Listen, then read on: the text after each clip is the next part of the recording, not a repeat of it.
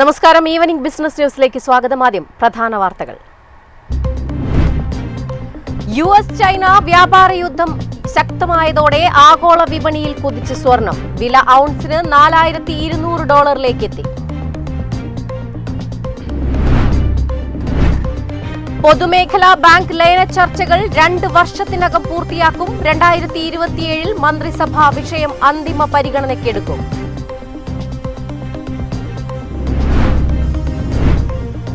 ആഗോള വിപണിയിൽ ആശങ്ക ഉയർത്തി ചൈനയുടെ അപൂർവ ധാതു നയം. ഇന്ത്യയുടെയും യൂറോപ്യൻ രാജ്യങ്ങളുടെയും പിന്തുണ തേടി അമേരിക്ക.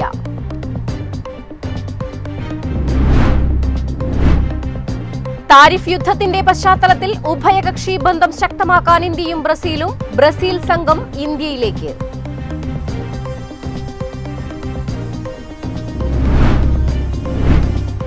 വമ്പൻ ഹിറ്റായി കൊച്ചി കോർപ്പറേഷന്റെ ഷീ ലോഡ്ജ്. 3 വർഷം പിന്നിടുമ്പോൾ 1 കോടി രൂപയുടെ ലാഭമാണ് ഷീ ലോഡ്ജ് നേടിയത്.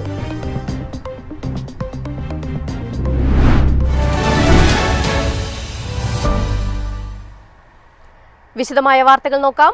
ഇന്ത്യൻ ഓഹരി വിപണി ഇന്ന് നേട്ടത്തിൽ വ്യാപാരം അവസാനിപ്പിച്ചു. സെൻസെക്സ് 575 പോയിന്റ് ഉയർന്ന് 82,605-ലും നിഫ്റ്റി 178 പോയിന്റ് ഉയർന്ന് 25,323-ലും ക്ലോസ് ചെയ്തു. വിശദാംശങ്ങളുമായി ബിസിനസ് ഡെസ്കിൽ നിന്നും ജാസ്മിൻ ജമാൽ ചേരുന്നു. ജാസ്മിൻ, എന്തൊക്കെയാണ് വിശദാംശങ്ങൾ? വിപണിയെ സംബന്ധിച്ചിടത്തോളം വളരെയധികം ഒരു പോസിറ്റീവായിട്ടുള്ള ഒരു കൃത്യമായിട്ടുള്ള ഡയറക്ഷനിലേക്ക് റാലി നടന്നിട്ടുള്ള ഒരു ദിവസമാണ് ഇന്നത്തേത്. നിഫ്റ്റി 50യെ സംബന്ധിച്ചിടത്തോളം ഇന്ന് 25,100 എന്നുള്ള ഒരു ലെവൽ മറികടന്നുകൊണ്ടുള്ള ഒരു ഓപ്പണിംഗ് ആയിരുന്നു കിട്ടിയിട്ടുണ്ടായിരുന്നത്. അവിടെ നിന്നും 25,300 മുകളിലേക്ക് ഏതാണ്ട് 25,365 എന്നുള്ളൊരു ഡേ ഹൈ ക്രിയേറ്റ് ചെയ്യുന്നു. അതിന് തൊട്ടടുത്ത് നിന്നുകൊണ്ടുള്ള ഒരു ക്ലോസിംഗ് ആണ് നിഫ്റ്റി 50 എടുത്തിരിക്കുന്നത് 25,323 എന്നുള്ളൊരു നിലയിലേക്ക്.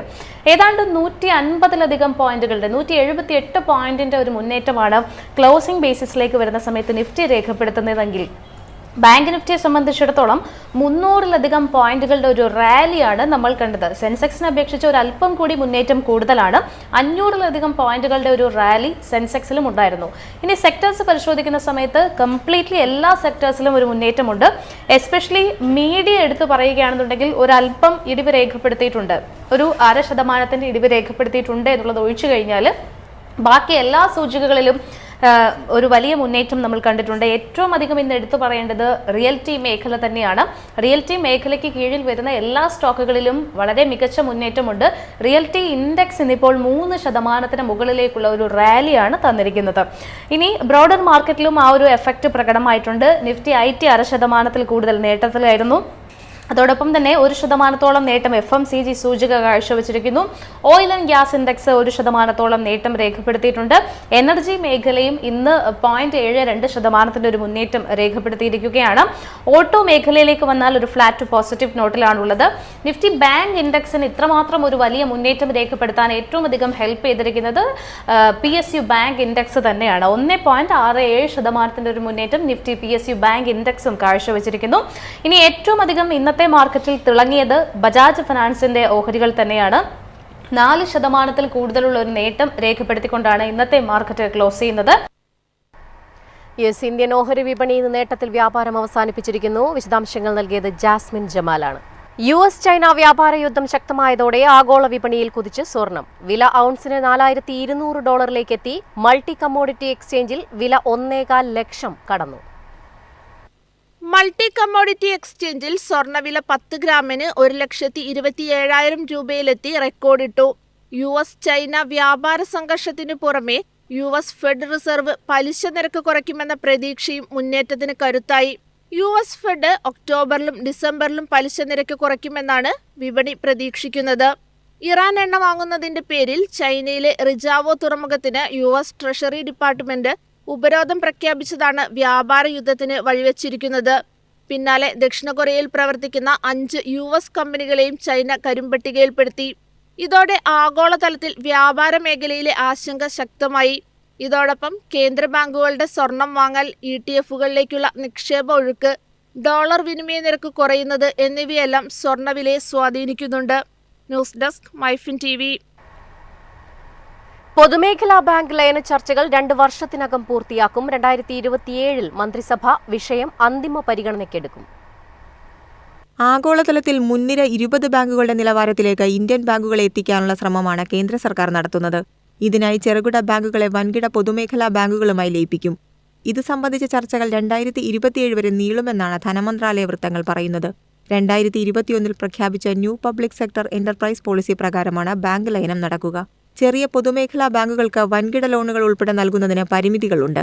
വൻകിട ബാങ്കുകളുമായി ലയിക്കുമ്പോൾ കാര്യക്ഷമത വർദ്ധിപ്പിക്കാനും റിസ്ക് മാനേജ്മെന്റ് ഫലപ്രദമായി നടപ്പാക്കാനും ഭീമമായ ലോണുകൾ അനുവദിക്കാനുമെല്ലാം സാധിക്കും. Bank of Maharashtra, UCO bank, Punjab and Sindh bank എന്നിവയെ SBI ലയിപ്പിച്ചേക്കും. Bank of Baroda, central bank of India, Indian overseas bank എന്നിവ പഞ്ചാബ് നാഷണൽ ബാങ്കിനോടും union bank, Indian bank, bank of India എന്നിവ കാനറ ബാങ്കിനോടും ലയിപ്പിക്കാനാണ് ആലോചിക്കുന്നത്. News desk MyFin TV. ആഗോള വിപണിയിൽ ആശങ്ക ഉയർത്തി ചൈനയുടെ അപൂർവ ധാതു നയം. ചൈനീസ് ആധിപത്യത്തിനെതിരെ ഇന്ത്യയുടെയും യൂറോപ്യൻ രാജ്യങ്ങളുടെയും പിന്തുണ തേടി അമേരിക്ക. ചൈന നൽകുന്ന അപൂർവ ധാതുക്കളാൽ നിർമ്മിച്ച ഉൽപ്പന്നങ്ങൾ കയറ്റുമതി ചെയ്യുന്നതിന് ബീജിംഗിന്റെ അനുമതി തേടണമെന്ന നയമാണ് ആശങ്ക സൃഷ്ടിച്ചത്. എല്ലാ വിദേശ രാജ്യങ്ങളും ഇത്തരത്തിൽ അനുമതി തേടി പ്രവർത്തിക്കണം, അല്ലാത്തവയ്ക്ക് ധാതുക്കൾ നൽകില്ലെന്നുമാണ് ചൈന പറയുന്നത്. പിന്നാലെ എതിർപ്പുമായി യൂറോപ്യൻ രാജ്യങ്ങളും അമേരിക്കയും രംഗത്തെത്തി. ഇന്ത്യ അടക്കമുള്ള രാജ്യങ്ങൾ ബദൽ മാർഗങ്ങൾ തേടാനും തുടങ്ങി. അപൂർവ ധാതുക്കളുമായി ബന്ധപ്പെട്ട് പ്രവർത്തിക്കുന്ന വാഹന വിപണി അടക്കം ആശങ്കയിലാണ്. ആഗോളതലത്തിൽ കമ്പനികളെയും ഇത് ബാധിക്കുമെന്നാണ് റിപ്പോർട്ട്. അതേസമയം വിഷയത്തിൽ American treasury secretary Scott Bessent ഇന്ത്യയുടെ പിന്തുണ തേടി. ലോകത്തിനെതിരായ ചൈനയുടെ വെല്ലുവിളിയാണിത്. ഇതിനെതിരെ ഇന്ത്യയും യൂറോപ്യൻ രാജ്യങ്ങളും അമേരിക്കയ്ക്കൊപ്പം നിൽക്കുമെന്നാണ് പ്രതീക്ഷയെന്ന് അദ്ദേഹം പറഞ്ഞു. ഇന്ത്യൻ ഉൽപ്പന്നങ്ങൾക്ക് US ഉയർന്ന തീരുവ നിലനിർത്തുമ്പോഴാണ് ഇത്തരത്തിലൊരു പിന്തുണ തേടുന്നതെന്നത് ശ്രദ്ധേയമാണ്. അതേസമയം ചൈനീസ് നടപടിയിൽ ഇന്ത്യ ഇതുവരെ പ്രതികരിച്ചിട്ടില്ല. News desk MyFin TV. ട്രംപിന്റെ താരിഫ് യുദ്ധത്തിന്റെ പശ്ചാത്തലത്തിൽ ഉഭയകക്ഷി ബന്ധം ശക്തമാക്കാൻ ഇന്ത്യയും ബ്രസീലും. ബ്രസീൽ സംഘം ഇന്ത്യയിലേക്ക്.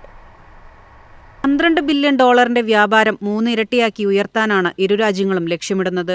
അടുത്തയാഴ്ച ചർച്ചകൾക്കായി ബ്രസീൽ പ്രതിനിധികൾ രാജ്യത്തെത്തും. സർക്കാർ ഉദ്യോഗസ്ഥരും ബിസിനസ് എക്സിക്യൂട്ടീവുകളും സംഘത്തിലുണ്ടാവുമെന്നും ബ്രസീൽ സർക്കാർ അറിയിച്ചു. കാർഷിക ഉൽപ്പന്നങ്ങൾ, ജൈവ ഇന്ധനം, പ്രതിരോധം തുടങ്ങിയ മേഖലകളിലായിരിക്കും ചർച്ച. അമേരിക്കൻ തീരുവ ഭീഷണി വന്നതോടെ പുതിയ വിപണി സാധ്യത കണ്ടെത്താനുള്ള മോദിയുടെയും ബ്രസീൽ പ്രസിഡന്റ് ലുലയുടെയും ശ്രമത്തിന്റെ ഭാഗമായാണ് നീക്കം. ആർട്ടിഫിഷ്യൽ ഇന്റലിജൻസ്, സൂപ്പർ കമ്പ്യൂട്ടർ എന്നീ മേഖലകളിൽ സഹകരണം വർദ്ധിപ്പിക്കും. കഴിഞ്ഞ 2 വർഷത്തിനിടെ 77 ബിസിനസ് പദ്ധതികളാണ് ബ്രസീലിൽ നിന്ന് ഇന്ത്യയിലേക്ക് എത്തിയത്. ആരോഗ്യ സംരക്ഷണം, പരമ്പരാഗത വൈദ്യശാസ്ത്രം, ടൂറിസം, ബഹിരാകാശം, ശാസ്ത്ര സാങ്കേതിക വിദ്യ, ഡിജിറ്റൽ മേഖലയുമായുള്ള സഹകരണം എന്നിവയെക്കുറിച്ചും ഇരു രാജ്യങ്ങളും ചർച്ച നടത്തുമെന്നും വാണിജ്യ മന്ത്രാലയ വൃത്തങ്ങൾ അറിയിച്ചു. News desk MyFin TV. ഇന്നത്തെ സ്വർണം വെള്ളി നിരക്കുകൾ. സംസ്ഥാനത്ത് സ്വർണ്ണവിലയിൽ വർധന. ഗ്രാമിന് 50 രൂപയും പവന് 400 രൂപയുമാണ് കൂടിയത്. ഇതോടെ സ്വർണം ഗ്രാമിന് 11,815 രൂപയും പവന് 94,520 രൂപയുമായി. 18 ക്യാരറ്റ് സ്വർണ്ണവിലയിലും വർധനവ് രേഖപ്പെടുത്തി. ഗ്രാമിന് 40 രൂപ വർദ്ധിച്ച് 9,720 രൂപയിലാണ് വ്യാപാരം നടന്നത്. വെള്ളിവിലയിലും വർധനവുണ്ട്. ഗ്രാമിന് 6 രൂപ കൂടി 196 രൂപയിലാണ് വ്യാപാരം. പ്രധാന വാർത്തകൾ വീണ്ടും. US ചൈന വ്യാപാര യുദ്ധം ശക്തമായതോടെ ആഗോള വിപണിയിൽ കുതിച്ച് സ്വർണം. വില ഔൺസിന് $4,200 എത്തി.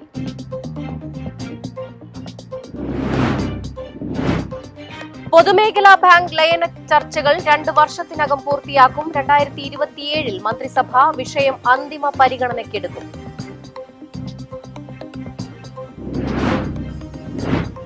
ആഗോള വിപണിയിൽ ആശങ്കയുയർത്തി ചൈനയുടെ അപൂർവ ധാതു നയം. ചൈനീസ് ആധിപത്യത്തിനെതിരെ ഇന്ത്യയുടെയും യൂറോപ്യൻ രാജ്യങ്ങളുടെയും പിന്തുണ തേടി അമേരിക്ക.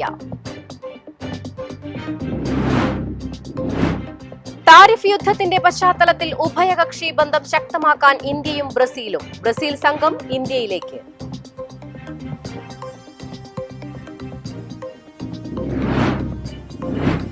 വമ്പൻ ഹിറ്റായി കൊച്ചി കോർപ്പറേഷന്റെ ഷീ ലോഡ്ജ്. 3 വർഷം പിന്നിടുമ്പോൾ 1 കോടി രൂപയുടെ ലാഭമാണ് ഷീ ലോഡ്ജ് നേടിയത്.